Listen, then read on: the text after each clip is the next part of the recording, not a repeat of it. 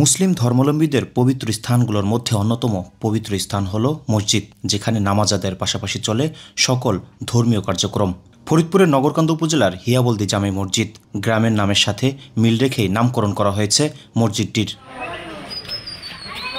চমৎকার নির্মাণশৈলীর কারণে মসজিদটি দেখে চোখ জোড়াবে যে কারো। কুমার নদীর পারে বিশাল জায়গা জুড়ে নির্মাণ করা হয়েছে দৃষ্টিনন্দন এই মসজিদটি। সেখানে নিয়মিত নামাজ আদায় করেন স্থানীয় সহ দূর দূরান্ত থেকে আসা মানুষও।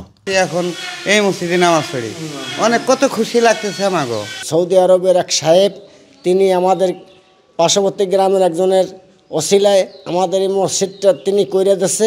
প্রথমে হিয়াবলদী বাজারের পাশে স্থানীয়রা ছোট পরিসরে একটি মসজিদ নির্মাণ করেন। পরে স্থানীয় লোকজন, ব্যবসায়ী ও এক সৌদি নাগরিকের আর্থিক সহযোগিতায় মসজিদটি নতুন করে নির্মাণের উদ্যোগ নেওয়া হয়। নির্মাণ কাজ শেষ হতে সময় লেগে যায় বেশ কয়েক বছর। আমি মনে করি ফরিদপুর জেলার মধ্যে একটা সুন্দর একটা মসজিদ, যেই মসজিদের ভিতরে ঢুকলে আসলে মনটা জুড়ায় যায়। ঢাকায় থাকে, এখানে একদিনকে আসলো, এসে দেখে ভাই এরকম একটা মসজিদ আপনাদের এখানে হয়েছে, দাওয়াত দিলেন না কেন? আমরা এই মসজিদে আসবো, নামাজ পড়বো, নামাজের মাধ্যমে এই মসজিদের সৌন্দর্য বজায় থাকবে।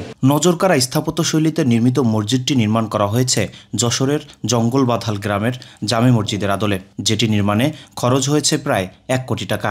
মসজিদের পাশে রয়েছে একটি মাদ্রাসাও, সেখানে কোরআন শিক্ষা নিচ্ছে শিশু কিশোরেরা। এটা দেখার জন্য আশপাশ থেকে প্রচুর লোক প্রত্যেক দিন আসে এবং তারা সালাত আদায় করে। চতুর্দিক ঘুরে এই দোকান ছিল, সে বলছে যে এই দোকানগুলো যদি আপনারা ক্লিয়ার করতে পারবেন, তাহলে আমার পছন্দ মতন আমি একটা মসজিদ ইনশাল্লাহ গড়ে দেওয়ার চেষ্টা করব। নগরকান্দা উপজেলা সদর থেকে অটোরিকশা যোগে নগরকান্দা ভাঙা সড়ক হয়ে কুমার নদের পাড়েই হিয়াবলদী গ্রামের অদূরেই এই দৃষ্টিনন্দন মসজিদ।